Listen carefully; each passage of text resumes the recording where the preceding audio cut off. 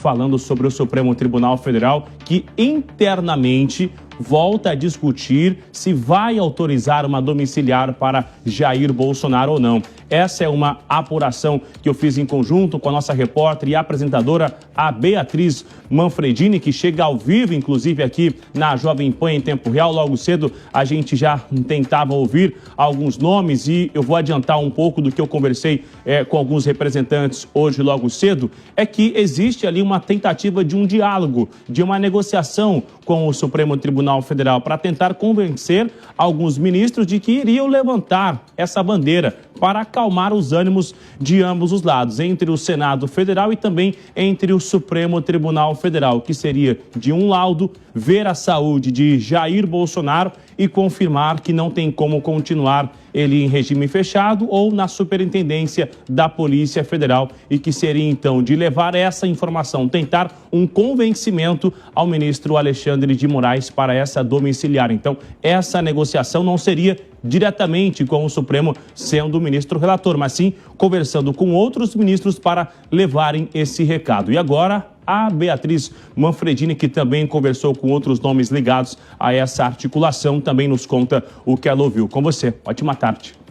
Oi, Bruno. De novo, né? Agora ao vivo, a gente se falando, portanto, desde cedo nessa apuração conjunta, então, também com o Matheus Alione, editor-chefe aqui do site da Jovem Pan. Boa tarde também para a Márcia e para quem nos acompanha aqui em tempo real. Então, o que o Bruno dizia é exatamente o caminho que esses aliados do ex-presidente estão vendo nesse momento, né? Tentar o convencimento por outras maneiras, comer ali pelas beiradas, digamos, porque Alexandre de Moraes, que é o ministro ligado a essas decisões, que é quem pode mesmo tomar uma decisão de prisão domiciliar, é conhecido por essas medidas mais duras contra, então, o ex-presidente. O que a gente entende, o que a gente apurou, é que o Supremo Tribunal Federal, ele aqueceu de novo, esquentou de novo esse debate de talvez liberar essa prisão domiciliar, mas esbarra em alguns obstáculos.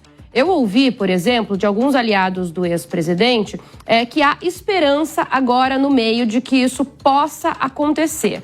A virada de chave ocorreu justamente por conta da queda do ex-presidente Jair Bolsonaro nesta semana na cela ali, né, na sede da Polícia Federal. O que ocorreu, então, é considerado um novo fator para a defesa do ex-presidente, que inclusive entrou com esse novo pedido de prisão domiciliar. O que se fala nos bastidores é que preservar, então, o ex-presidente Jair Bolsonaro na sede da Polícia Federal sem prisão domiciliar, com esse agravamento do quadro de saúde, pode ser um fator complicador para a imagem do Supremo Tribunal Federal e também do governo federal e da própria Polícia Federal, frente, então, a uma parcela do eleitorado, e pode corroborar, sustentar uma narrativa de tortura ou de perseguição contra ele. Então, esses são alguns dos argumentos sendo utilizados para que esse debate esquente. Além disso, a gente também ouviu pessoas, e aí ligadas, por exemplo, à Casa Alta, ao Senado, por exemplo, que dizem que uma tentativa aí de prisão domiciliar e depois uma decisão pela prisão domiciliar poderia selar a paz entre o Legislativo e o Judiciário, que vem num atrito constante aí desde o ano passado. Inclusive, o Bruno conversou com o senador Isalci Lucas, que mandou também uma fala para a gente sobre esse assunto. Vamos acompanhar agora. Bem, acabamos de protocolar a Comissão Interamericana de Direitos Humanos, uma medida cautelar bastante fundamentada, com vídeos, com pareceres, com laudos, mostrando realmente as condições que estão impostas ao presidente Bolsonaro. Ele precisa urgentemente sair dessa prisão da Polícia Federal e ir para a prisão domiciliar humanitária.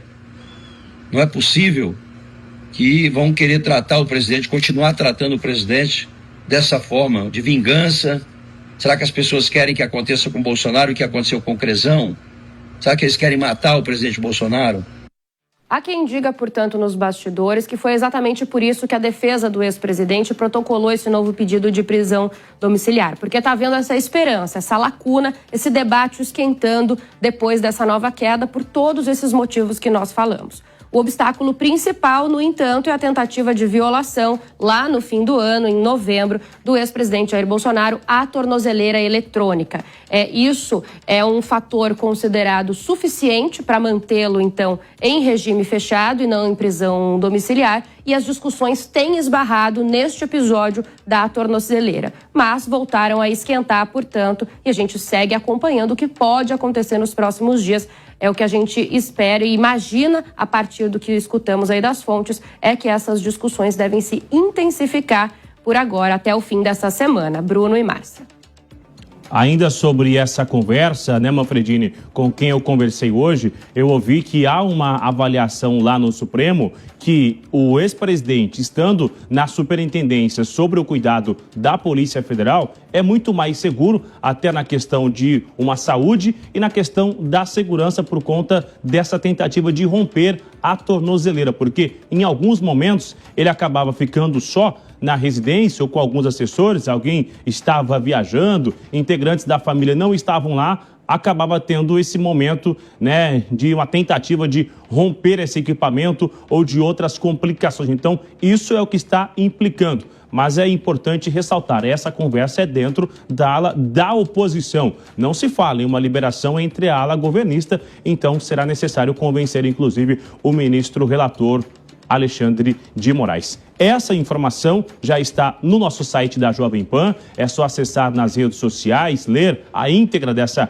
reportagem com diversos nomes, várias apurações para tentar entender sobre a domiciliar que volta a ser discutida, mas ainda enfrenta resistência. Esse é o nosso time da Jovem Pan, jogando junto desde cedo com a Manfredini e o Matheus Aleone, o nosso editor-chefe aqui do site da Jovem Pan. Esse é o timaço em tempo real. Nosso timaço também continua. Mano Ferreira, quero ouvi-lo sobre essa articulação, uma tentativa de convencimento. Não tentar convencer diretamente o ministro relator, e sim conversar com outros ministros para levar esse recado. Qual a intensidade desse recado quando chegar lá na ponta, de fato? Há uma condição de convencer o ministro Alexandre de Moraes?